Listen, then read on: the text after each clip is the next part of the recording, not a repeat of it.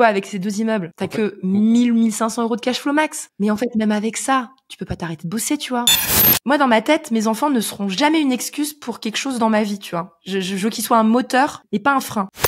En fait, on se remercie encore, 8 ans après d'avoir fait, c'est clair. D'avoir sauté le pas, en fait, parce qu'on a découvert tout un nouveau monde qui s'offrait à nous.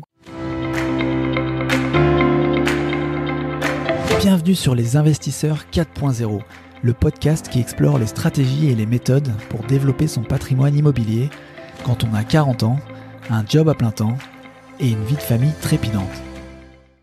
À partir de quel niveau de revenus complémentaires tiré de ces investissements immobiliers peut-on envisager de quitter son job pour vivre pleinement de ses projets entrepreneuriaux et ses projets de vie ? C'est le thème que l'on va aborder en compagnie de Dorine et Cyril, nos invités du jour. Salariés il y a encore quelques années, Dorine et Cyril ont décidé de quitter leur job à la sortie de leur 3e projet locatif seulement. Pour se lancer à 2 dans l'entrepreneuriat, ils accompagnent aujourd'hui d'autres apprentis investisseurs à faire comme eux. Au cours de notre conversation, on aborde la logique qui a aidé Dorine et Cyril à franchir ce premier pas décisif dans l'investissement immobilier, les chiffres des 3 opérations d'investissement qui leur ont permis de sortir du salariat et les moyens qu'ils se donnent pour vivre leur nouvelle vie d'entrepreneur, la stratégie et les leviers qu'ils utilisent pour s'assurer un certain niveau de cash flow, l'approche qu'ils adoptent pour trouver l'équilibre entre vie professionnelle et vie de famille avec leurs 3 enfants. Tu l'entendras, une conversation bien sympathique par un couple d'investisseurs et d'entrepreneurs pas si différents de toi finalement et qui devrait t'inspirer si tu es parent en quête d'une certaine autonomie financière. Avant de démarrer, si tu nous rejoins et que tu apprécies ce podcast, je t'invite à t'abonner sur ta plateforme d'écoute préférée. Et si tu veux aller plus loin et ne rien rater, tu peux aussi t'abonner à la newsletter sur investisseur40.com/nl. Allez, sur ce, on part à la découverte du parcours inspirant de Dorine et Cyril. C'est parti. Salut Dorine, salut Cyril, bienvenue chez les Investisseurs 4.0. Hello, merci pour l'invitation. Ça me fait super plaisir d'intervenir sur ton podcast. C'est pas souvent que je suis interviewé, donc c'est un réel plaisir pour moi de venir. Ouais. Et moi aussi, je suis très contente d'être là. Ouais, carrément, parce que donc pour placer le contexte, Dorine, tu as un podcast. Enfin, vous avez un podcast, mais c'est vrai que c'est sur lequel Dorine, tu es la principale, on va dire, intervenante pour le moment, si je comprends bien. Et donc c'est un peu la grande révélation aujourd'hui. Et oui, il y a un duo. Et en fait, il y a une autre personne sur le podcast. Non, mais c'est cool de pouvoir parler avec vous immobilier, entrepreneuriat, vie de famille, tout ça. C'était un peu le thème que j'avais envisagé de discuter avec vous. Pour les personnes qui vous connaissent pas, peut-être comment vous présenter en fait rapidement. En gros, nous on se présente maintenant comme investisseur immobilier et maintenant on s'est reconverti en coach en investissement immobilier. Si on peut faire court, je sais pas si c'est une longue réponse que t'attendais ou. Parfait. Non, c'est cool. Et est-ce que il y a moyen peut-être pour placer le contexte aussi par rapport, ça c'est votre situation actuelle, mais de tracer ce qu'est peut-être le parcours qui vous a amené là où vous êtes aujourd'hui. Pareil en fait tous les deux. Peut-être qu'il y en a un qui a commencé après l'autre dans cette grande épopée. Racontez-nous un peu comment ça s'est passé.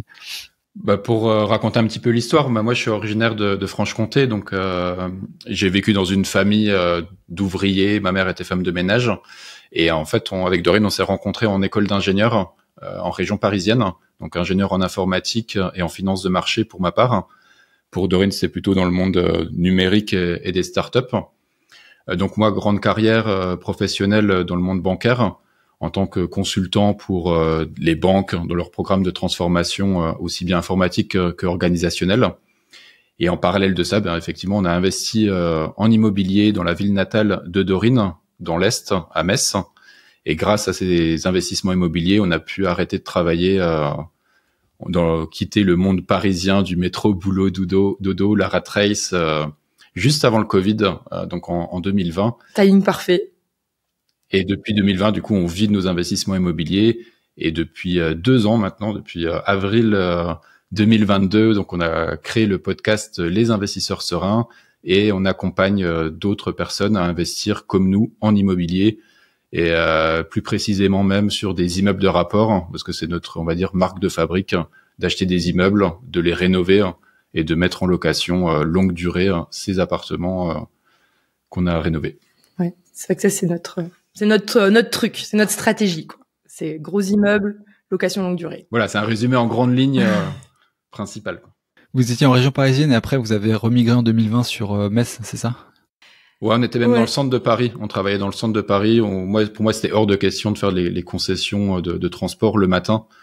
Donc, on a vécu la vie parisienne jusqu'à avoir notre premier enfant, puis notre deuxième enfant, qui a été vraiment le déclencheur de nos investissements immobiliers et de pouvoir justement avoir cette porte de sortie pour vivre une vie plus paisible, avoir un troisième enfant après l'achat de notre troisième immeuble et voilà, d'avoir une vie de famille, pouvoir profiter de ses enfants à la sortie de l'école à 16h, de pouvoir les emmener aux activités le mercredi, voilà, de pouvoir profiter de tous ces moments-là qu'on imaginait, en tout cas pour ma part, que j'imaginais même pas quand j'avais la tête dans le guidon. J'aimais énormément mon travail dans le domaine bancaire, mais c'est vrai que c'était pas aligné avec ma façon d'éduquer les enfants et la façon dont je voyais la famille en fait.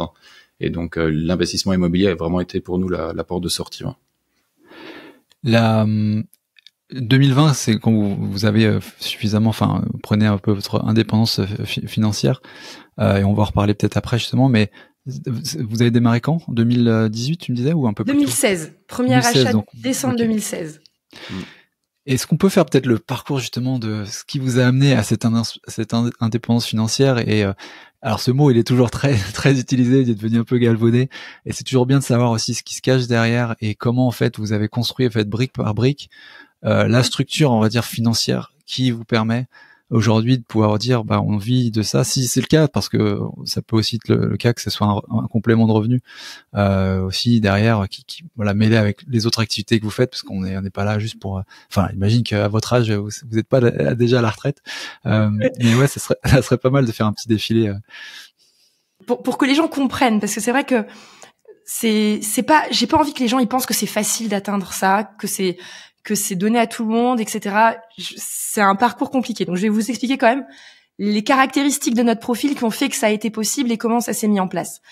Premièrement, Cyril et moi, surtout Cyril, a bossé et gagné très bien sa vie à l'époque quand il bossait à Paris. Moi, j'avais quand même moins de salaire que toi, largement moins.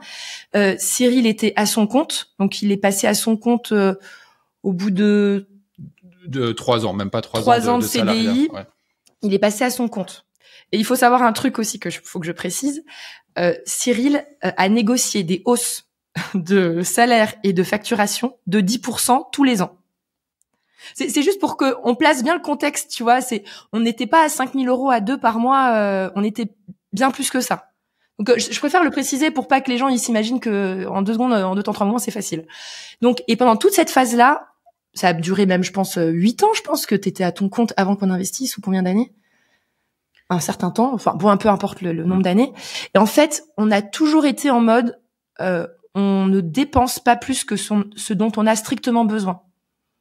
Donc, en fait, on n'a pas augmenté notre niveau de vie par rapport à mes augmentations ou les augmentations de Dorine. En fait, on a continué notre rythme de vie indépendamment des augmentations et on mettait de l'argent de côté en bon père de famille, en épargnant, quoi. On avait un profil hyper épargnant.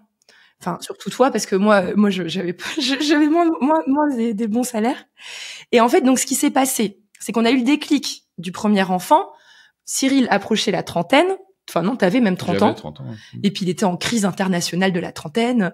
Tous mes potes ont quelque chose. Nous, on n'a rien. On est locataire à Paris. Pas de patrimoine. Faut qu'on fasse quelque chose. Et puis, t'as un enfant. Et puis, tu te dis, mais c'est pas possible. On n'a rien construit, quoi. Notre vie, c'est sur du vent. On a rien, quoi. Donc, même avec un gros compte bancaire, quoi. Voilà, ouais. Avec beaucoup d'argent de côté. Et puis toi, en fait, ton problème numéro 1, c'était mais qu'est-ce que je fais de tout mon argent? Qu'est-ce que je fais de mes économies? Faut que je les place. Qu'est-ce que je fais, tu vois? Donc on a cheminé, etc. Et puis en fait, on s'est dit bon, faut qu'on fasse un investissement immobilier. À l'époque, on n'y connaissait pas grand-chose, enfin presque rien, je pense. Et en fait, le truc énorme, c'est que lui, à la base, il voulait investir pour placer son argent. Sauf que moi, j'avais pas d'argent de côté. J'avais 10 000 ou 20 000 à tout casser, tu vois. Et en fait, moi, j'étais, mais en fait, mec, on fait un invest à 50-50. Donc, on emprunte tout à la banque. Il est hors de question que tu mettes de l'apport.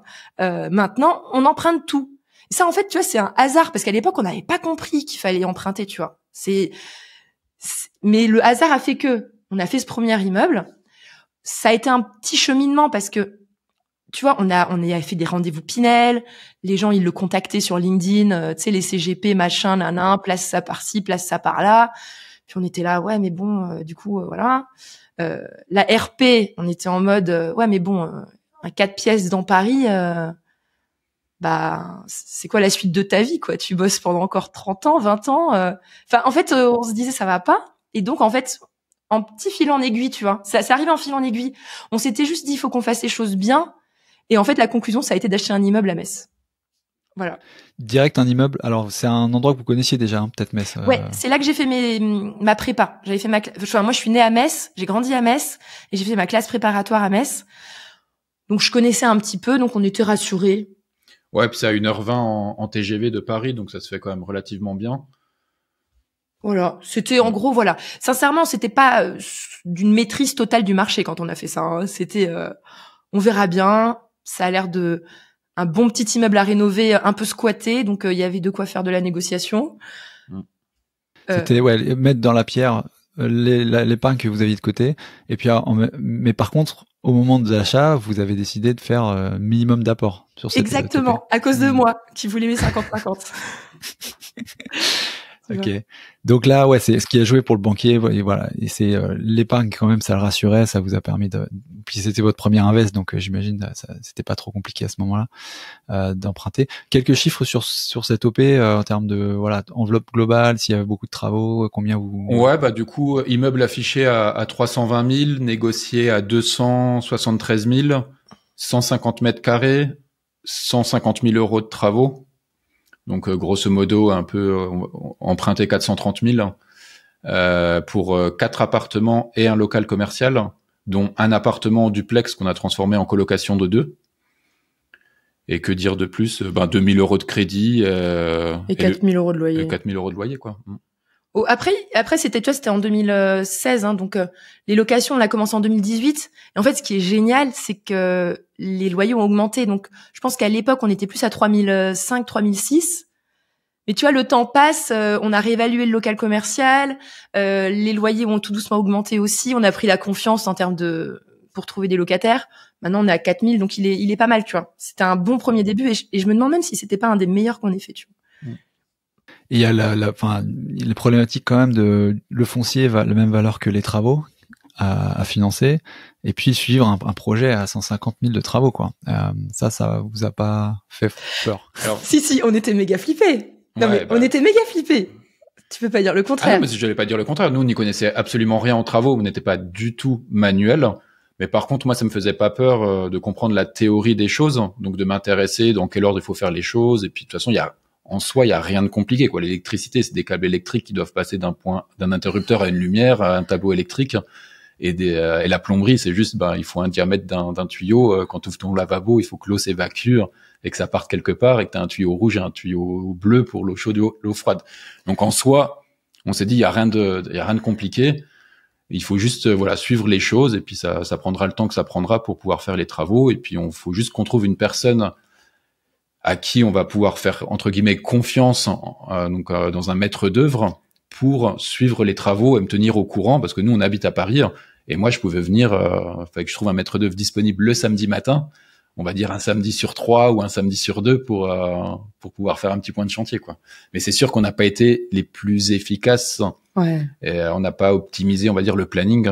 Voilà, ouais. Ça a pris plus d'1 an de travaux pour faire ces appartements et cet immeuble. Un an et demi la première mise en location. Ouais, 1 an et 3 mois, quoi. Ouais, sachant que 2016, il y avait encore c'était le début de l'investissement IMO tel que ça a été ensuite médiatisé, donc il y avait un peu de marge aussi. J'imagine que vous avez bien acheté, vous l'avez bien loué, il n'y a pas trop de concurrence, c'est ça que je veux dire, quoi. Ouais, puis on avait le différé qui nous permettait d'être serein par rapport aux travaux. Donc il n'y avait pas de stress par rapport à ça, mais il y a eu beaucoup de découvertes pour nous parce qu'on est quand même dans un centre, on est dans la ville de Metz, donc c'est un secteur sauvegardé, protégé, donc il faut quand même faire des démarches administratives auprès de l'urbanisme, des architectes du bâtiment de France pour pouvoir démarrer les travaux. Donc forcément ça prend du temps de faire appel à un architecte pour faire les plans actuels, les plans cibles. Donc indépendamment des travaux, il y a toute une partie en amont qu'il faut pas sous-estimer, qui est la démarche administrative. Ça aussi, ça peut quand même faire peur. Je pense que ton profil aussi, tu vois, de consultant et du coup un peu câblé process, gestion de projet, ça devait quand même aider parce que c'est pas des choses qui sont à la portée de tout le monde non plus, quoi. Je pense. Ouais, bah du coup on est très ingénieur aussi de notre côté. Donc moi, il m'a fallu faire 3 fichiers Excel, des chiffres dans tous les sens pour se rassurer avec des scénarios pessimistes. Non mais en vrai, attends, en vrai de vrai, on était ultra flippés. On savait qu'on avait 2000 € de mensualité. Et on s'est dit, même si on est les plus nuls gestionnaires du monde, et qu'on n'arrive même pas à louer, et que l'immeuble il s'écroule parce qu'il y avait des termites et qu'on s'en était pas rendu compte, et qu'on n'est pas assuré, bah en fait, on serait pas à la rue avec 2000 € par mois en plus à supporter dans notre foyer. C'était la logique qu'on avait à ce moment-là. Et on s'est dit, bah on y va au pire du pire, on payera 2000 € par mois jusqu'à la fin de notre vie, parce qu'on n'a pas été doués. Non, mais c'était notre pire scénario. Ouais. Mais on l'avait fait, ce pire scénario. Mais encore aujourd'hui, en fait, on remercie le Cyril et le Dorine de 2016 d'avoir eu le courage de sauter le pas. Et à chaque fois, on pense à ça. En fait, on sait qu'on a sauté le pas parce qu'on s'est dit à un moment donné, OK, dans le pire des scénarios, ça va nous coûter 2000 € par mois. OK, ça va nous saouler, mais on peut l'absorber, ça nous met pas en risque, ça met pas notre famille en risque, et on y va, tu vois. Et de toute façon, ça c'est le pire, mais il va forcément se passer quelque chose de bien meilleur, tu vois. Et c'est ça, et en fait, on se remercie encore, tu vois, 8 ans après d'avoir fait, c'est clair, d'avoir sauté le pas, en fait, parce qu'on a découvert tout un nouveau monde qui s'offrait à nous, quoi. Ouais, mais de là à avoir du cash flow pour arrêter de bosser, on en était encore loin. Hein. Non. Ouais. Non, c'est une super, c'est un super argument pour passer à l'action. C'est une super mentalité en fait de se dire voilà, au pire est-ce que je peux l'absorber. Par contre, cette logique après elle se fonctionne plus parce que j'imagine que quand tu vas après enchaîner, bon bah tu commences à te mettre en risque au bout d'un moment. Sauf que t'as quand même passé à l'action, t'as fait le premier, donc t'as pas le même niveau de profil risque dans ta tête, quoi. J'imagine c'est ça. Et puis tu prends la confiance. Moi, franchement, j'ai grave pris la confiance parce que, en fait, je te jure, les premières fois qu'on a mis nos apparts en location, j'étais en mode, non, mais ça se trouve, il y aura personne qui voudra venir chez nous, quoi. Tu sais, tu dis, waouh, on n'avait pas vraiment fait d'études de marché poussées, on n'avait rien fait d'extraordinaire, quoi. On s'est dit, on verra bien. On essaie de faire les choses bien. Voilà. Comme si nous, on était étudiants ou comme si nous, on cherchait un studio, qu'est-ce qu'on aimerait avoir pour se loger? En fait, on a vraiment pensé nos appartements comme ça. Comme ça. Ouais. Et puis ça s'est loué. Puis en fait, une fois que t'as l'argent qui rentre, tu te dis, mais attends, mais il y a un truc là.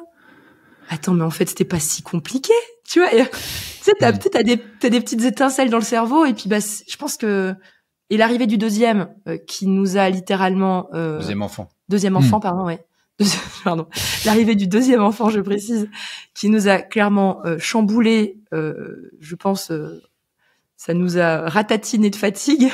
Je sais pas si c'est le bon mot. Bah tu sais, je pense qu'on a eu les chocs électriques dans le cerveau qui ont été nécessaires pour se dire attends, faut qu'on fasse un truc là, tu vois, là on peut pas faut qu'on continue, on a commencé à raisonner un peu plus pour la suite. À l'époque, on n'avait pas ce mindset de devenir rentier, tout ça, c'était pas un truc qu'on connaissait, tu vois. Ça partait vraiment de je veux placer mon épargne, je veux faire quelque chose de mon argent. Ça partait vraiment de là. Et puis du coup, il avait toujours pas placé son argent. Il dit mais non, je fais quoi du coup de mon argent? J'en ai toujours en trop sur ce compte. Qu'est-ce qui se passe? C'est ça.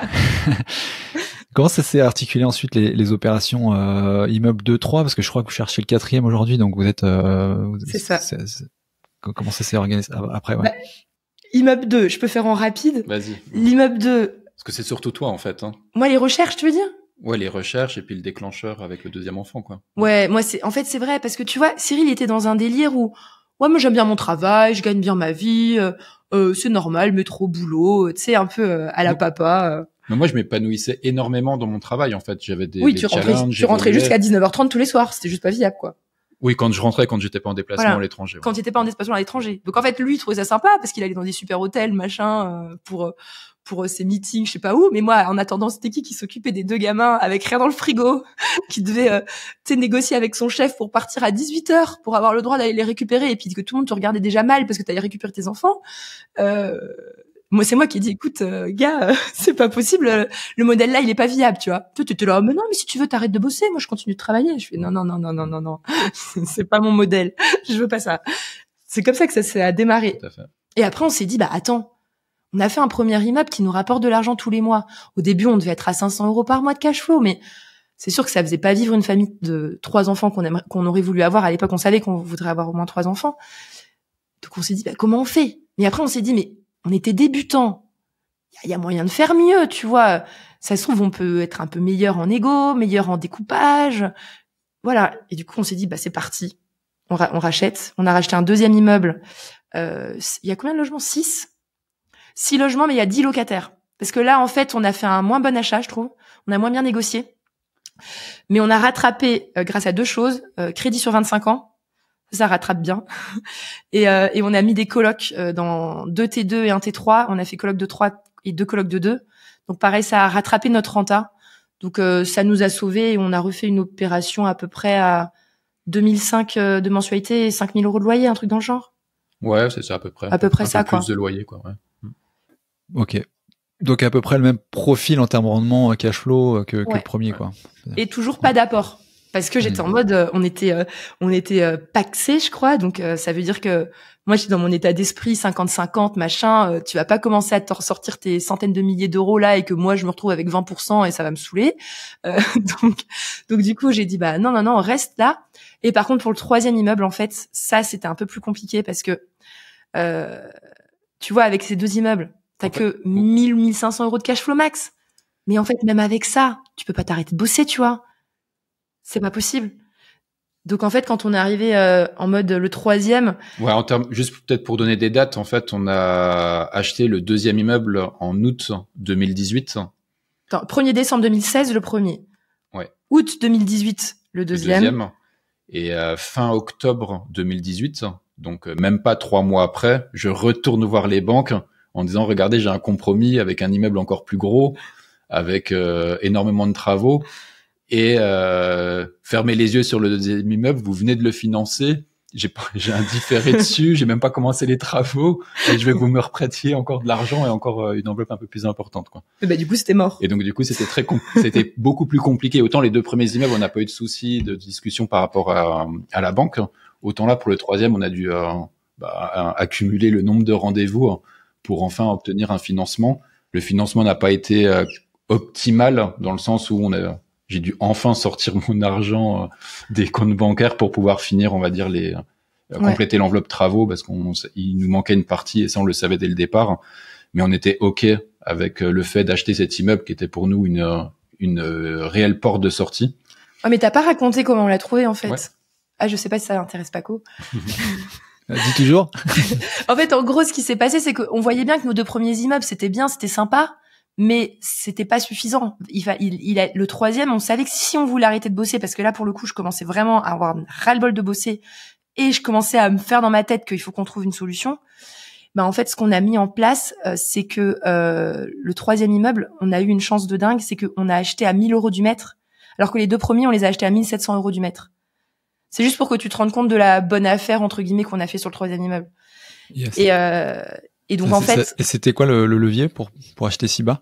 C'était une maison de 390 mètres carrés. En fait, les autres, c'était des immeubles, déjà plus ou moins découpés, même si on a réarrangé légèrement les découpages. Le troisième immeuble, c'était une maison. En fait, c'est une habitation. En fait, maison, on pense tout de suite à une vraie maison. En fait, c'est vraiment une habitation de ville où visuellement, c'est même 2 immeubles différents. Mais à l'intérieur, en fait, le propriétaire avait relié les rez-de-chaussée pour y faire son cabinet médical. Et en fait, en haut, pareil, il avait relié les 2 immeubles pour pouvoir faire sur 3 ou 4 niveaux, son habitation principale. Donc, c'était un chantier énorme. Ouais. Et donc là, on s'est vraiment lancé dans un chantier où on a découpé l'ensemble en 15 logements. Et donc là, ça a été vraiment des travaux conséquents, mais ça a été pour nous, en fait, dès qu'on a signé cet immeuble-là, on savait que c'était la porte de sortie pour s'arrêter de travailler, parce qu'on allait créer tellement de valeur qu'en fait, c'était génial, quoi. Donc en gros, le dernier, c'est 10 000 € de loyer. Et comme on a injecté de l'argent, la mensualité, elle est pas énorme, c'est 3 600. Ouais. 3 600 de mensualité. Donc c'est là qu'on a fait notre gap et que la porte de sortie était là, tu vois. C'était sur le troisième. Juste parce que tu disais que c'est parce que vous avez acheté une maison que vous avez acheté si peu cher à 1 000 € du mètre, c'était la seule raison finalement, parce que même en fait au mètre carré près, en fait, la typologie est différente entre un immeuble et une maison, mais est-ce que ça explique autant un gap entre 1 700 et 1 000? Dorine aime bien parler d'anomalies de marché.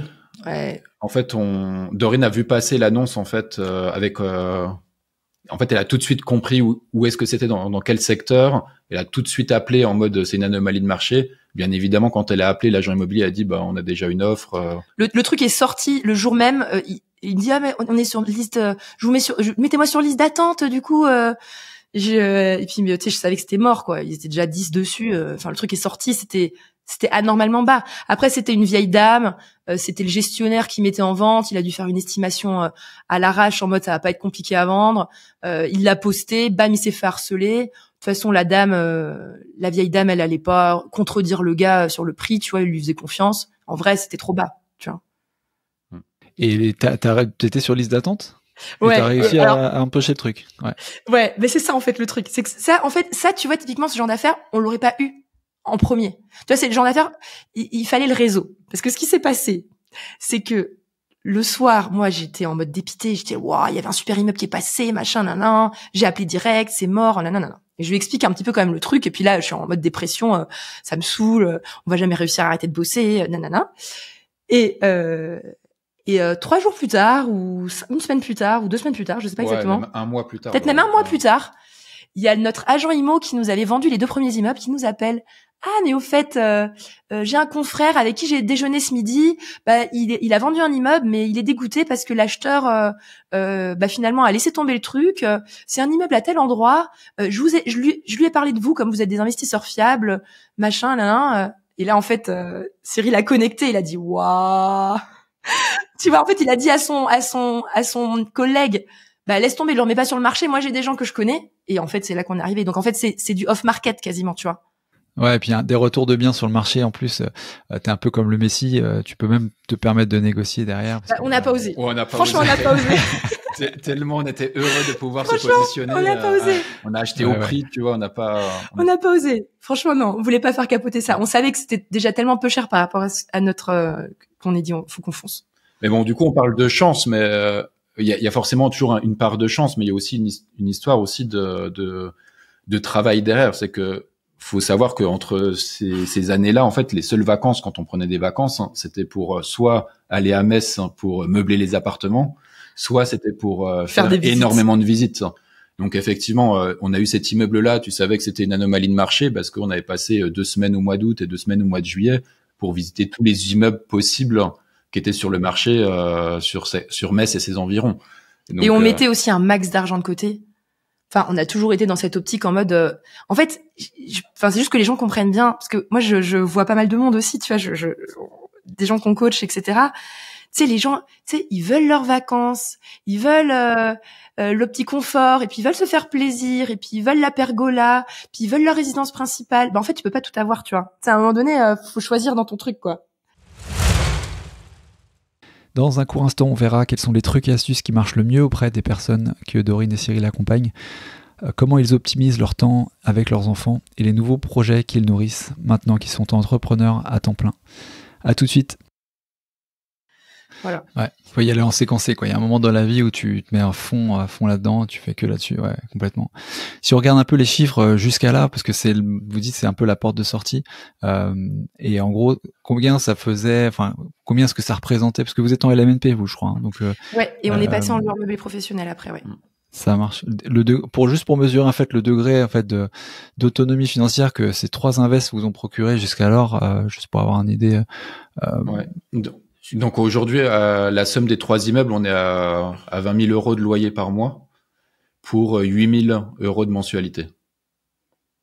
Mais 6 500 de cash flow. Ouais, ça 6 500, c'est le jour où on payera des impôts. Aujourd'hui, on est plutôt à 8 000. Non, c'est 4 500 quand on paye des impôts, Cyril. Bon, à chaque fois, on s'engueule sur le truc. Ouais, on n'est pas d'accord. Voilà, on n'est pas d'accord sur le futur cash flow. Mais on commence à payer des impôts en 2027. Tu vois? Donc notre cash flow va baisser en 2027. D'accord, parce que vous passez en LMP, mais du coup, il n'y a pas de... Ouais, on a encore un déficit. On est encore en déficit. Ouais. On a fait tellement de travaux que. Ouais. D'accord. Donc on va dire le pire des scénarios, parce que vous en parliez au début. Vous avez bien regardé les pires, le worst case. C'est 4005, quoi. Une fois que vous commencez à payer 4005 à partir de 2027. Donc ça, c'est les chiffres de Dorine. Après, effectivement. Et moi, j'aime bien les chiffres prudents et on gonfle pas les chiffres. 6005 aujourd'hui, 4005 en 2027. Je préfère avoir un scénario pessimiste. C'est vrai que voilà, si tout est loué, tout se passe bien, mais nous on aime bien provisionner des petits frais de maintenance, on provisionne de la vacance locative. Tu sais, j'aime bien avoir un chiffre où on peut dormir sur nos 2 oreilles dessus, quoi. Par rapport à votre train de vie, est-ce que vous dites, est-ce que vous diriez que ça permet justement d'être indépendant, c'est-à-dire de vivre dessus, en fait, sur du cash flow? Est-ce que vous vivez d'ailleurs sur ce cash flow qui est d'ailleurs de 6005 plutôt aujourd'hui, ou est-ce que vous êtes en mode recycler ce cash flow? Enfin, voilà, juste pour avoir une idée, en fait, si... On consomme tout. Ok, ça marche. Ouais, franchement, on consomme tout. Ouais, on s'est arrêté de travailler, du coup. Ouais, franchement, on consomme tout. Mais tu vois, j'ai pas envie de choquer les gens. Nous, on a 3 enfants. Et en fait, déjà, le problème, c'est que quand t'es libre après, t'as envie de partir en vacances chaque vacances. Donc en fait, on part à toutes les vacances scolaires. Donc en fait, c'est un budget de dingue. Donc c'est 16 semaines par an de vacances. Donc en fait, nous, en réalité, pour être honnête, on vit légèrement au-dessus de nos moyens aujourd'hui. C'est-à-dire que les 6005, ils sont cramés. Et on complète peut-être légèrement un peu... avec les économies, mais ça va, tu vois. Non, c'était pas... Après, en fait, si, on fait des petits hacks pour réussir à gonfler un peu les 6500. C'est que c'est tout ce qui est suspension de crédit. On les active à chaque fois. On réétale nos crédits pour rebaisser un peu les mensualités. En fait, on joue un petit peu à essayer d'améliorer notre cash flow. Et comme on a notre activité qui est en train de décoller, on se dit, on va quand même réussir à avoir une activité qui tourne en 2027. On n'est pas... Oui, d'ici là, il faudra trouver d'autres relais de croissance, en fait. C'est ça. Vous pouvez pas vivre dessus, ouais, je comprends. Voilà. Ok. Et en termes de temps sur la gestion, parce que bon, le plus actif, je comprends, c'est le 3e avec un peu de coloc. Ça vous prend beaucoup de temps, tout ça, de gérer tout ça seul, ou vous le déléguez ou... Alors du coup, ouais, juste pour refaire un topo par rapport à notre parc immobilier, on a un local commercial. On a combien de colocs? On en a 4 en toute coloc, de 3 x 2 et 1 x 3. Et tout le reste, c'est des appartements individuels. Donc, tout est sous gestion locative avec 2 gestionnaires parce que voilà, moi, j'aime bien...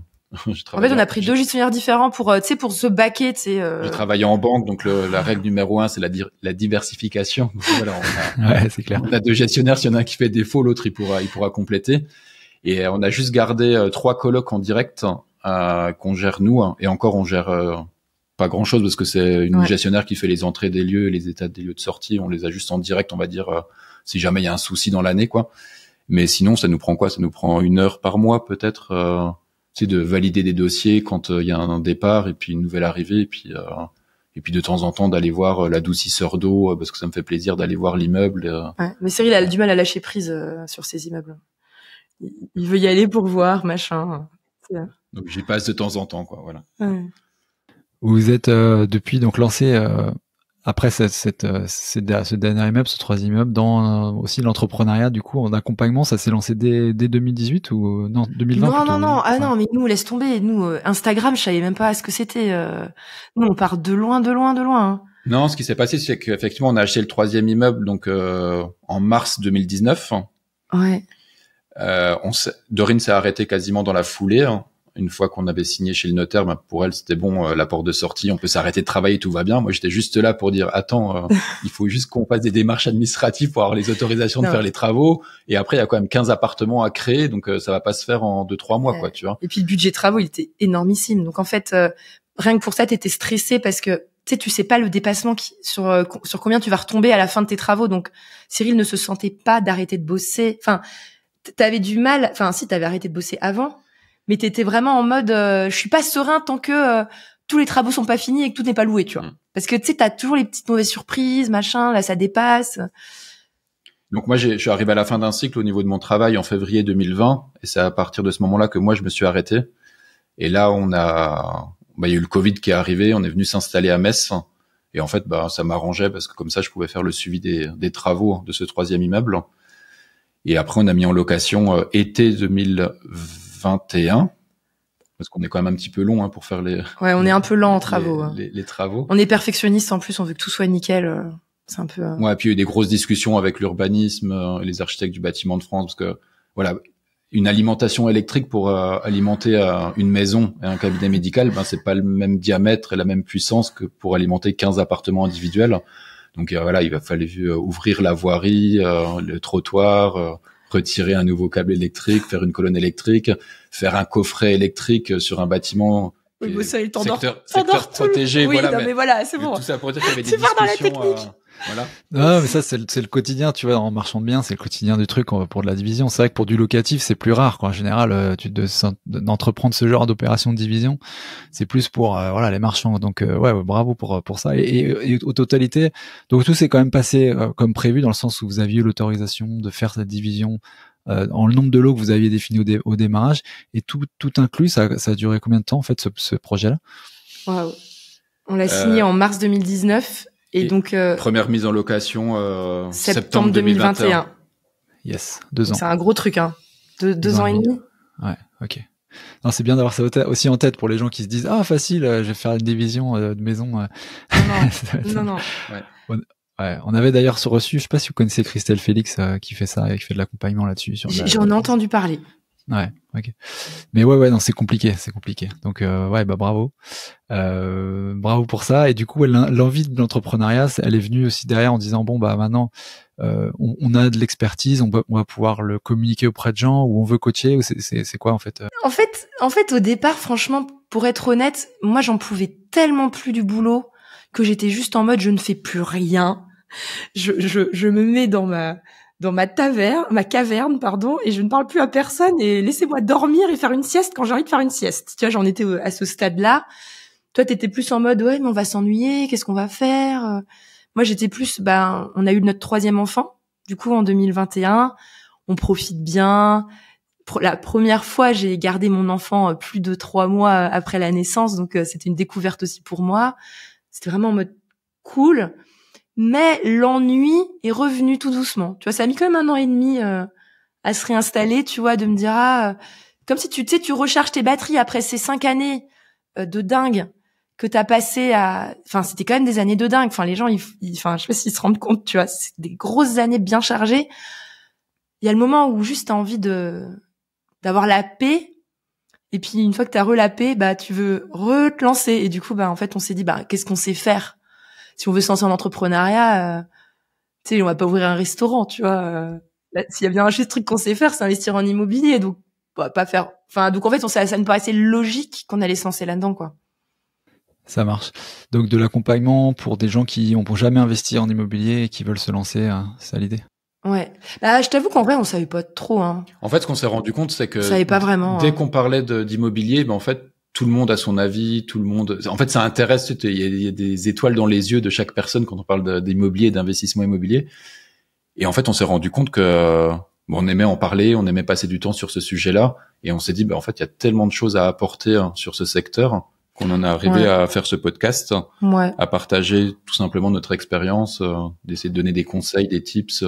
Mais on n'a pas de plan tout tracé dans le business, hein. En fait, tu sais, on avance petit à petit, on découvre. Là, on accompagne des gens, on trouve ça sympa. On verra bien, tu vois, ce que les années. Je me rends compte que dans la vie, il y a toujours un moment où tu stagnes et t'as envie de renouvellement. Donc, on verra bien. Les coachés que vous avez, vous avez un groupe de combien de mentorés, de gens qui vous accompagnent? Une 30aine. 40aine aujourd'hui. 40aine, ouais, Cyril y compte. Les grosses problématiques que vous rencontrez, les choses que vous débloquez, c'est de l'ordre du mindset pour se lancer, ou c'est de l'ordre du information vraiment précise, spécifique? Qu'est-ce qui est la plupart des choses, quoi? Alors, quand on s'est lancé, je pensais que quand t'accompagnes des gens à investir, tu leur donnes des bonnes pratiques, tu les aides sur leur devis, non. Mais non. En fait, moi, j'ai découvert que, en fait, on est psy. On est psy. J'ai dit, mais attends, mais j'ai pas voulu être psy, moi. C'est quoi, c'est rapport à l'argent, c'est ça, le gros des gens? C'est les peurs des gens, c'est oui, mais est-ce que je veux vraiment me lancer? Mais est-ce que je prends ce risque? Mais si jamais ça marche pas? Et en fait, t'as toutes les peurs qui ressurgissent, les insécurités des gens. Donc, en fait, t'es là pour un peu leur donner la main, leur dire, attends, a priori, tu fais pas fausse route, là, le bien que t'as trouvé, il est cohérent. Toi, tu dois les aider à prendre des décisions. Toi, t'avances, donc t'apportes à la fois de la technique, etc., de l'expérience, mais t'apportes beaucoup de réassurance. Les gens, ils vont être rassurés. Les estimations de travaux, mais c'est super important. Par exemple, là, il y a un couple, ils me disent, on a un devis à 250 000. Ils me montrent le truc. Je leur dis, non, tu prévois 300 000. C'est trop serré, tu vois. Tu vas pas pouvoir être serein dans tes travaux là avec 250. Donc, on les aide sur les estimations, on les aide un peu, tu vois. Voilà. Mais en vrai, on apprend ce métier au jour le jour. Hein. On pourrait pas dire qu'on est des experts en coaching. Hein. Ça fait 1 an et quelques qu'on fait ça. On apprend ce métier au fur et à mesure avec les gens, en fait. Moi, je m'éclate sur la partie négociation. Parce qu'en fait, ce qu'il faut savoir, c'est que dans les banques, en fait, j'ai eu un rôle d'acheteur de données de marché. Et effectivement, j'ai suivi toute une formation de négociateur à l'achat. Et donc aujourd'hui, en fait, moi, je m'éclate à accompagner nos membres justement à aller le plus loin possible sur la négociation, le petit jeu psychologique avec les vendeurs. Surtout qu'en plus, on est aujourd'hui dans un marché d'acheteurs, dans le sens où les vendeurs, ils sont en mauvaise position avec les compromis qui tombent à l'eau. Donc il y a vraiment l'opportunité de faire des belles opérations aujourd'hui. Et effectivement, on le voit avec les membres. Ça, c'est ta force, ouais. Ça, c'est ta force, c'est clair. C'est quoi la technique préférée dans un cas de figure en particulier que tu as en tête? Donc il y a 2 aspects. Ouais, il y a Vas-y, donne l'astuce négo de Adama. Vas-y, donne-la en cadeau. Allez, c'est la partie. Adama, c'est une de nos coachées. C'est sur la partie travaux, effectivement, parce qu'il y a la négociation aussi bien pour acheter son bien immobilier, mais aussi sur la négociation avec l'artisan ou le maître d'œuvre pour négocier ses travaux.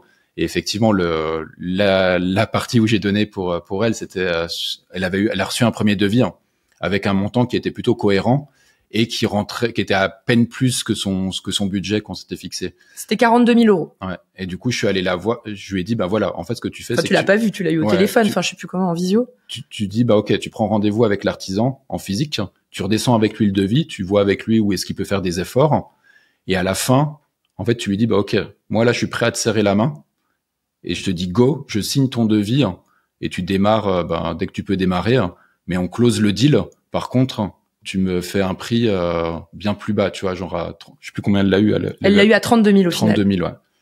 Et en fait, le mec, il a dit, bah ok, si t'es prêt là à signer devant moi et que t'es ok et que tu me verses la compte dans la foulée, je suis prêt à descendre à 32 000 parce que c'est pareil. En ce moment, les sociétés de travaux, en fait, ou les artisans, selon les artisans, il y en a qui ont des carnets de commandes qui sont pas si remplis que ça, et donc du coup, ils sont prêts à faire des efforts aussi.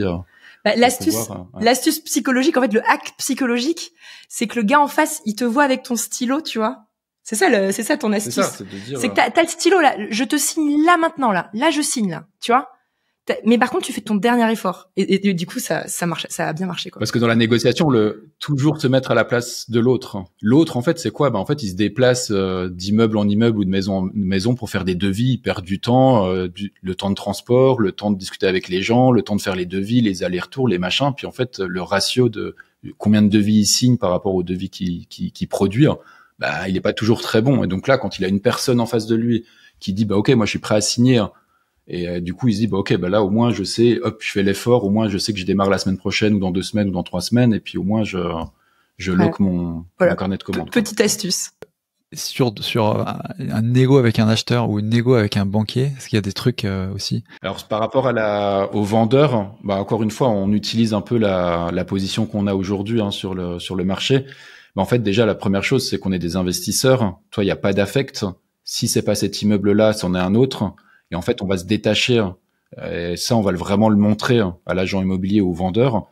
Et moi, ce que j'aime bien mettre, en fait, quand on fait des offres ou quand on est dans une phase de négociation où ils essaient de couper un peu la poire en deux, tout ça, c'est de répondre par mail en disant, écoutez, moi, ma dernière position, c'est ça. Je suis prêt à faire quelques milliers d'euros d'efforts. Mais par contre, merci de me faire un retour avant la fin de la semaine. Parce que moi, samedi, j'ai 2 autres visites. Et voilà. Et là, tu leur montres que toi, t'es en mode, si c'est pas vous, c'est un autre, tant pis, quoi. Je suis là pour vous rendre service en achetant votre immeuble. Si vous voulez pas me le vendre, tant pis. Moi, j'ai d'autres vendeurs qui vont vouloir me le vendre, quoi. Ouais, l'erreur classique, c'est les gens qui veulent absolument pas rater le truc parce qu'ils s'imaginent que c'est l'affaire du siècle, comme s'il allait pas en avoir d'autres. Mais ça, c'est exactement comme les mecs, tu vois. C'est que, non, mais c'est vrai, je le dis tout le temps. Tu rencontres un mec bien, machin. Tu dis, ah non, mais ça y est, c'est l'homme de ma vie, tu vois. Mais je fais, en fait, même si tu romps, t'arriveras à rebondir, tu vois, t'inquiète. Donc, et ça, c'est juste sur le moment, émotionnellement, t'as cette énergie de, si je le perds, ça y est, je suis fichu. Et en fait, en réalité, 2 semaines plus tard, tu vas dire, finalement, un de perdu, 10 de retrouvé, tu vois. En vrai, c'est pareil pour les affaires, en fait. Le faux mot, quoi. C'est ça. Je voulais bien vous emmener maintenant sur un peu l'aspect vie de parent et vie de entrepreneur de l'immobilier, parce que c'est ce que vous avez fait finalement sur cette première phase, même si c'est pour du locatif et que vous étiez encore salarié. Et après, maintenant, entrepreneur, c'est aussi du temps à passer sur vos activités. C'est quelque chose, voilà, enfin qui forcément n'est pas perçu de tout le monde. Je pense la charge du temps, la charge émotionnelle, la charge mentale que c'est d'être parent et d'exercer ce genre d'activité. Et donc c'est pour ça que je vous pose la question, parce que je sais que vous l'avez vécu, moi aussi. Comment est-ce que vous avez vécu ces années d'entrepreneuriat, de l'immobilier assez intense, comme on en a parlé? Est-ce qu'il y a des choses que vous avez mis en place, des erreurs que vous avez connues? Comment vous avez vécu ces phases-là, en fait? Moi, j'ai plein de choses à dire, moi. Vas-y, hein. Déjà, moi, c'est intéressant parce que j'ai eu une réflexion par rapport à mes enfants. C'est un truc tout bête. C'est que, en fait, j'étais quand j'étais enceinte de mon premier enfant, donc c'était en 2015, c'était avant les immeubles, j'étais justement en recherche de CDI et j'étais enceinte et je savais que j'étais enceinte. Et je me suis dit, mais ça y est, j'ai un bébé, mais comment j'étais enceinte genre de 1 mois. Enfin, c'était un peu un hasard. Ça faisait longtemps qu'on voulait en avoir un. Bref, le timing était pas bon, mais je me suis dit, mais du coup, je fais quoi? J'ai pas de carrière et je cherche pas de CDI parce que je suis enceinte et parce que j'ai un enfant. Je vais expliquer à mon enfant, bah en fait ta maman, bah en fait elle a pas de carrière parce que t'étais arrivée et du coup je me suis dit que j'allais pas travailler. En fait je me suis dit mais en fait non Dorine, je veux jamais mettre en responsabilité à mes enfants mes inactions. C'est vraiment un principe qui est hyper fort pour moi et je l'ai eu à ce moment-là. C'est tes enfants ne seront jamais une excuse pour ne pas faire ce que tu as envie de faire ou ce que tu veux faire. Donc ça nous a toujours guidés parce que les gens c'est oui mais j'ai des enfants alors je peux pas faire ci, tu peux pas faire ça, mais ou moi dans ma tête mes enfants ne seront jamais une excuse pour quelque chose dans ma vie, tu vois. Je veux qu'ils soient un moteur mais pas un frein. Et en fait en réalité je pense que ça se décide et en réalité nos enfants au final ont été un moteur. En fait on a décidé que c'était un moteur, tu vois. Ça, c'est le premier point là que j'ai envie de juste se dire aux gens. Par contre, est-ce que c'est dur? Oui, c'est horrible, c'est super dur. C'est super dur. J'ai pas envie de dire le contraire.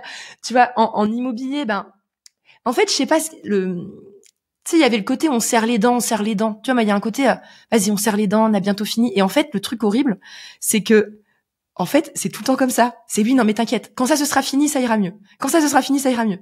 Non, quand on aura fini les travaux du 3e immeuble, c'est bon, on sera tranquille. Tu vois, en fait, le moment-là, il arrive jamais. Parce qu'il y a toujours un nouveau truc. Et c'est ça qui est horrible. Donc, j'ai pas de solution, en fait. Après, c'est pas forcément horrible, c'est juste parce qu'on aime faire des projets aussi. Bah ouais, mais c'est vrai que l'équilibre familial est très... Et je me pose la question est-ce que c'est possible d'être équilibré, tu vois. Limite, je me demande si c'est possible, tu vois. Je sais pas. Désolé, Paco, on n'a pas la recette miracle. Là, tu viens de me déprimer, là. Non. non, mais enfin, ce que tu dis, je le ressens aussi, tu vois, je l'ai senti aussi, en fait.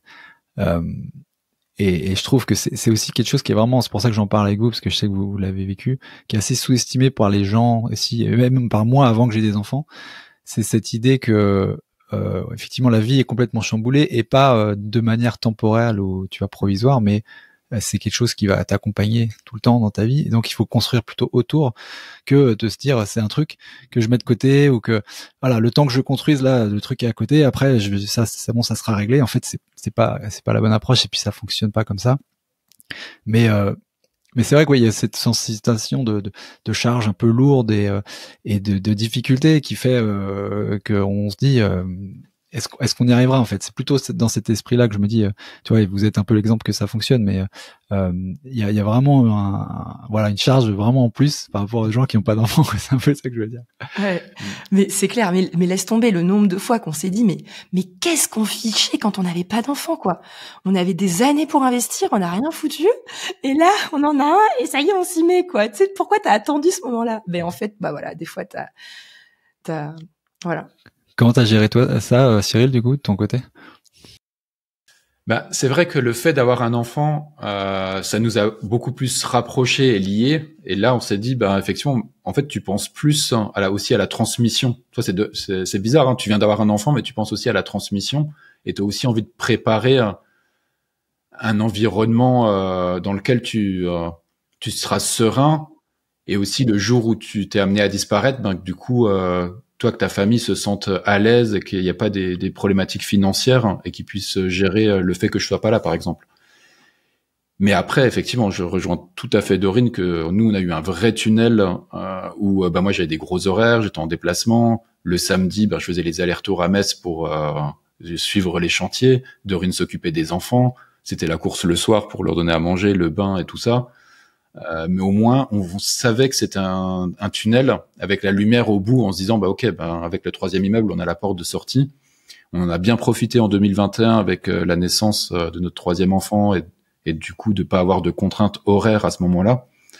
Et depuis qu'on s'est relancé en entrepreneuriat, on est maître de notre agenda et de nos horaires. Mais pour autant, l'entrepreneuriat, moi j'ai toujours le sentiment le soir quand je vais me coucher, tu sais, de pas avoir eu la possibilité de cocher toutes les cases de ma to-do et d'être toujours frustré, tu sais, d'être toujours dans cette frustration perpétuelle de se dire je n'ai pas fait assez pour ma journée. Mais en fait, c'est juste que ta liste de to-do elle est beaucoup trop importante par rapport au nombre d'heures effectives que tu as dans la journée, parce que non, mais après on y travaille. Moi je pense que ça se travaille. Moi je suis toujours optimiste. Ça se travaille. On commence un petit peu à déléguer, on met en place quand même des process. Moi ce que je vois c'est que c'est une opportunité pour être encore plus organisé que les gens qui ont pas d'enfants, tu vois. Nous on peut pas perdre une demi-heure à faire un truc inutile. Tu vois, on peut pas. On a plus Netflix. Ça fait 2 ans qu'on n'a pas regardé Netflix. C'est horrible, ça va peut-être choquer les gens, mais je n'ai même pas le temps de regarder Netflix, en fait. C'est pas possible. C'est sûr que les enfants... C'est horrible, hein. Ouais. C'est les gens, ils disent, c'est triste, ils regardent pas Netflix. Bah ouais, c'est un peu triste. Mais c'est vrai que ça nous pousse à être beaucoup plus organisés et de savoir exactement quand t'as 1 heure devant toi ou 2 heures devant toi, de savoir exactement ce que tu vas faire. Ouais, mais c'est pas toujours le cas. Et d'essayer d'être le plus efficace pour pouvoir faire la tâche en 1 heure ou 2, quoi, tu vois. Des fois, tes enfants t'ont réveillé 3 fois dans la nuit et tu te réveilles avec une tête de zombie et puis tu vas te recoucher et puis tu fais pas ce que t'avais à faire et puis voilà, quoi. Non, mais c'est sûr. Mais ça rejoint un peu, je crois que c'est Aline Bartoli de Beboost qui nous avait dit aussi dans le podcast qu'en fait, elle trouvait que le super pouvoir des gens qu'elle coach qui sont mères de famille, pères de famille, c'est ce pouvoir justement avec son quart d'heure de faire beaucoup plus que n'importe quelle autre personne qui a pas d'enfant. Parce qu'avec ce quart d'heure-là, elle va faire ce que fait une autre personne en 1 heure qui glande, qui regarde à droite, à gauche. Donc ouais, c'est l'effet, mais moi, j'y travaille toujours, pour être honnête là-dessus, sur l'organisation, comment faire plus avec moi. Et puis, comme tu disais, Cyril, l'idée des to-do, j'imagine aussi que tu compares ce que tu fais maintenant avec ce que tu faisais avant que tu aies des enfants. Et là, du coup, ça peut pas matcher. Mais je suis un peu obsédé aussi par cette idée d'être productif, parce que quand tu es dans l'entrepreneuriat, tu veux aussi avancer. Et tu as beaucoup d'idées, tu as beaucoup d'énergie, tu as plein de choses à réaliser. Et c'est une frustration assez importante de pas pouvoir les réaliser sur le moment même, avec la patience dont tu as besoin à fond quand t'es parent. Mais il y a pas des hacks que vous avez vous mis en place ou cherché à mettre en place et qui pourraient fonctionner quand même. Moi le hack ultime c'est de prendre plaisir à ce qu'on fait. En fait ça c'est une barrière qu'on met systématiquement. C'est de se dire attends, est-ce que ça nous fait kiffer, ça nous fait pas kiffer. Et en fait quand tu fais plein de tâches et que t'es submergé mais par des choses que tu aimes, ça passe quand même beaucoup mieux que si tu fais quelque chose que t'aimes pas. Donc en fait, moi j'essaye de me guider par ce qui nous anime. Et moi ma conviction c'est que des enfants heureux, c'est des parents épanouis et heureux qui aiment ce qu'ils font. Donc en fait, s'ils nous voient ça nous amuse, tu vois, notre grand, il me pose toujours des questions, mais du coup, alors, ce soir, t'as coaching, puis, aimer les immeubles, alors, du coup, comment, tu sais, il se renseigne, il veut comprendre, puis il est tout content, tu vois, et c'est chouette, ça. Voilà. Puis d'avoir des moments en famille, voilà. Pas de Miracle Morning, pas de... Non, j'en rêve, mais non, pour l'instant, aujourd'hui, c'est, tous les matins, on se tape, c'est qui se lève? Bon, allez, vas-y, c'est ton tour, aujourd'hui. Ok. Voilà. Ça marche. Et vos projets aujourd'hui, du coup, c'est continuer à fond dans l'entrepreneuriat. Vous cherchez un 4e immeuble, je crois, donc développer un petit peu quand même dans l'immobilier. Ouais, on a plein de projets en parallèle. En fait, on a acheté notre résidence principale. Bien évidemment, on s'est pas empêché de tout casser à l'intérieur pour tout refaire. Donc c'est un vrai, encore un chantier monstrueux encore. Ouais. Dorine adore les problématiques fiscales, tout ce qui est. Moi, j'adore. Ouais, le juridique. Moi, j'adore le juridique. Donc, du coup, elle est redevenue étudiante. Elle fait un master en conseiller de gestion de patrimoine. Ouais. À Juris Campus. Je sais pas si tu vois, c'est full distanciel. Et donc, je fais ça encore en plus. Attends, mais tu vois, en fait, on n'arrive pas à gérer notre temps, tu vois, ça marche pas. À côté, du coup, on a le podcast Les Investisseurs Sereins et on a nos clients et nos membres du club des investisseurs sereins accompagnés au quotidien. Plus l'envie d'acheter un 4e immeuble. Ouais. Voilà. Et non, mais c'est beau. C'est ça. Mais on avance, je t'avoue que là, par exemple, le 4e immeuble, on avance vitesse d'escargot, quoi. C'est la cata, quoi. Ouais, c'est vraiment en pointillé. C'est la cata. Mais en même temps, tu vois, en fait, c'est ça, c'est que, moi, c'est ce que je dis toujours, c'est que il y a plus de douleur. Et quand il y a plus de douleur, c'est plus dur de se motiver. Tu vois, le 4e, en fait, le 3e, c'était dans la douleur, dans le sens où on avait tellement mal, on voulait arrêter de bosser, qu'on avait toute l'énergie, la niaque nécessaire pour y arriver. Là, on est déjà dans le confort. Là, c'est un 4e immeuble bonus, parce qu'on s'associe un peu avec la famille, donc, tu vois, il y a plus cette urgence, donc il y a moins de douleur et donc en fait on est moins efficace, on traîne un peu, voilà. Et pour 2027 là, parce que l'échéance des 4500 de cash flow, elle arrive quoi. Ouais. Franchement là, 2024, on va être rentable sur les investisseurs sereins, donc voilà, on est rassurés, voilà. Je sais pas, on a pris confiance dans le fait qu'on trouvera des solutions. Après, on peut parler aussi rapidement de notre diversification. Ah oui, c'est vrai, on s'est diversifié. Géographique et monétaire aussi. Du coup, on est toujours dans l'investissement immobilier, mais outre-Atlantique, au Canada. En fait, en gros, il restait du cash après le 3e immeuble. Voilà, le fameux petit pactole qui s'était constitué voilà. Et donc, en gros, t'en as investi une bonne partie. Pardon, je t'ai coupé. Ouais, on a investi au Canada. Et donc, du coup, en fait, moi, j'ai mon meilleur ami qui vit à Montréal. Et donc, il aime bien aussi l'investissement immobilier et on a créé une structure, en fait, de co-investisseurs au Canada dans lequel, en fait, on achète des immeubles à Montréal ou à Sherbrooke. Pour l'instant, on est sur ces 2 villes-là. Et en tout, on a 4 immeubles aujourd'hui. Et voilà, donc on a des parts de sociétés là-bas qui vont reverser des dividendes à partir de 2026. Donc voilà, on se construit aussi des autres sources de revenus en parallèle. Là, c'est avec en plus cette diversification, comme je disais tout à l'heure, je travaillais en banque, donc du coup, je suis toujours dominé par cette diversification, donc c'est important pour moi de faire ça, quoi. Vous allez avoir une personne sur place, une personne sur place au Canada qui est l'opérateur, du coup, qui va faire s'occuper à la fois de. C'est le meilleur ami, en fait. Ouais, c'est ça, c'est un investissement complètement passif, hein. C'est lui qui s'occupe de trouver les immeubles, c'est lui qui trouve les financements, c'est lui qui a son équipe pour rénover les appartements, pour faire sa gestion locative. Nous, on a juste signé en bas du papier et envoyé de l'argent, quoi. Ouais, puis en gros, on est là pour faire quelques réunions avec lui, des points d'étape. On l'aide un petit peu dans la stratégie, mais voilà. C'est tout. Vous êtes du coup minoritaire au capital, vous avez des dividendes, c'est ça l'idée, quoi. Ouais. C'est ça. Ok, ouais, donc c'est full confiance quand même aussi, parce que c'est un truc où il n'y a pas de garantie, quoi. Non. Exact. Mais bon, c'est le meilleur ami de Cyril, donc nous on a confiance. Oui, c'est un projet entrepreneurial, en fait. Voilà, c'est ça. Ouais. C'est ça. Ok, non, c'est très chouette. Écoute, je pense qu'on a fait un petit tour, bon petit tour. Sur ce dernier sujet, là, je me demandais si vous aviez, des réflexions sur tout ce qui est un peu justement immobilier et communauté. Ça me travaille pas mal en ce moment de toute cette idée de justement d'investir ensemble. Vous avez des coachés, donc on peut transmettre de la connaissance, mais ces coachés deviennent un peu aussi peuvent devenir des associés. Hier, j'avais fait un live avec Julien Bédouet sur les parkings et garages. Il s'est associé notamment, il donnait des cours, des formations là-dessus, et avec une des personnes qui étaient ses élèves du coup. Est-ce que vous entrevoyez ce genre de choses? Ça peut être des club deals, ça peut être des choses comme ça, d'associations. Moi, on y a beaucoup réfléchi. Parce qu'en l'occurrence, le meilleur ami de Cyril, lui, c'est ce qu'il a fait. Parce qu'il a ouvert son capital, d'abord à tous ses proches et à tous ses amis. Et là, il a ouvert, entre guillemets, au cercle extérieur, au capital de sa société d'investissement. Mais nous, en fait, ça nous fait pas vibrer, déjà. Déjà, ça nous fait pas vibrer. Mais en même temps, on a quand même envie de le faire un peu. Donc, c'est pour ça que pour le 4e immeuble, on s'associe, mais qu'avec notre famille ultra proche. Donc, on va être 4. Avec nos frères, en fait. En gros, mon frère et son frère. Et donc, on va se mettre à 4. Parce qu'en fait, je me dis, tu sais, gérer la politique et tout, moi, ça y est, ça m'angoisse, tu vois. Tu sais, de devoir devoir rendre plein de comptes. Tu sais, ça te met une pression sur tes épaules. Parce que, franchement, le nombre de fois dans nos immeubles où tu te sens pas bien, parce que t'as un truc que t'avais pas vu. Et puis, imagine, tu dois le communiquer à des gens qui t'ont fait confiance. Waouh, tu sais, les sueurs froides le soir. Tu vois, ça me...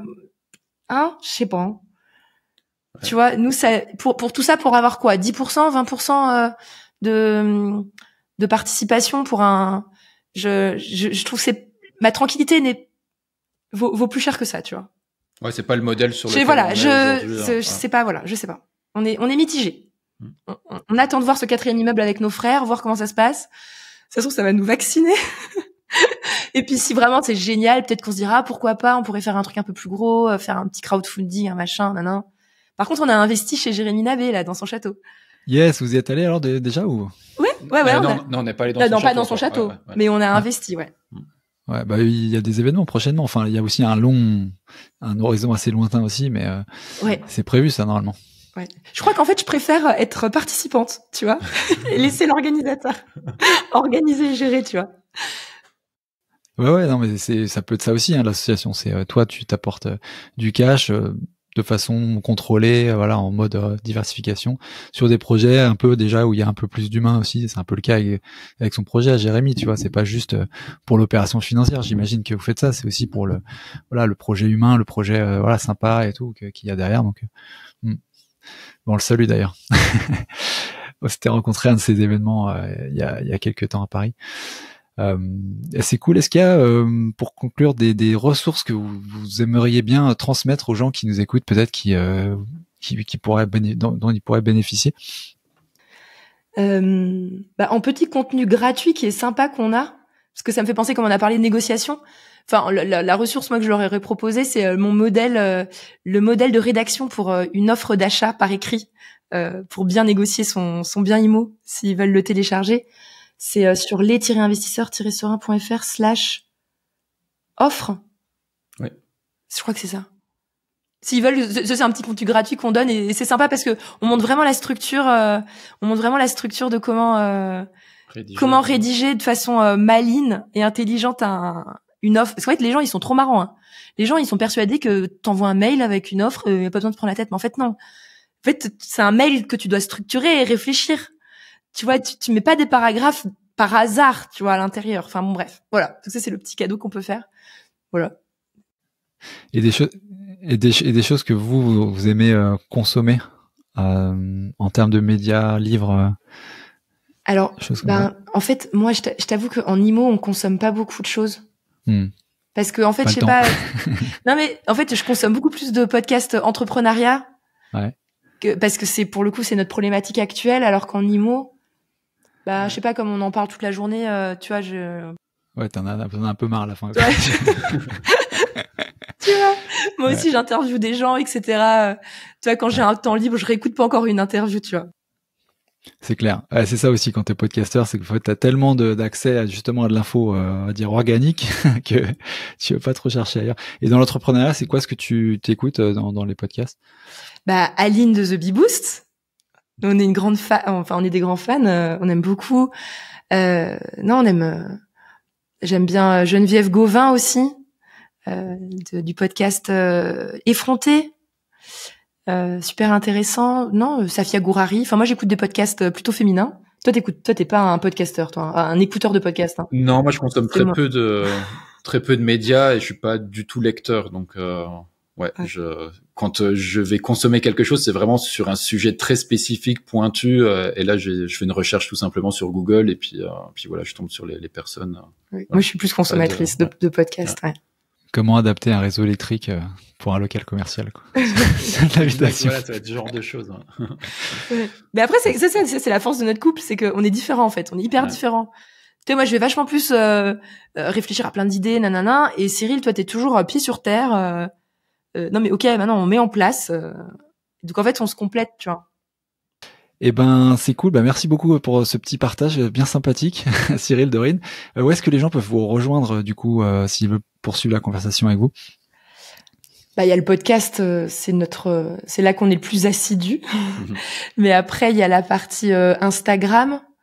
Et puis en réalité on est un peu sous l'eau, donc sur LinkedIn on aimerait bien être plus actif. On espère qu'on va devenir un peu plus actif. Voilà. Donc Instagram et puis podcast. Voilà. Là où on a le plus de chances d'avoir une réponse, c'est Insta, quoi, tu dirais. Insta, ouais. Mais bon, j'ai honte parce qu'il y a des gens à qui j'ai pas répondu et on a du retard, tu vois. Donc je peux pas. On a un petit peu de retard, mais en soi, on répond à tout le monde, effectivement. Ouais. Ouais, t'as raison. Ça. Allez, ça marche. Bon, c'est cool. Merci beaucoup. On va se voir très bientôt, je pense, pour de nouvelles aventures. Checkez bien, vous qui nous écoutez, le podcast Ces investisseurs sereins. C'est vraiment cool. Vous avez 200 épisodes. Bravo sur 2 ans. Là, vous avez vraiment été vraiment régulier. C'était top. Ça, c'était un petit conseil de Safia, j'imagine, qui vous Ouais. et ça paye, je pense. Donc, bravo et à très bientôt.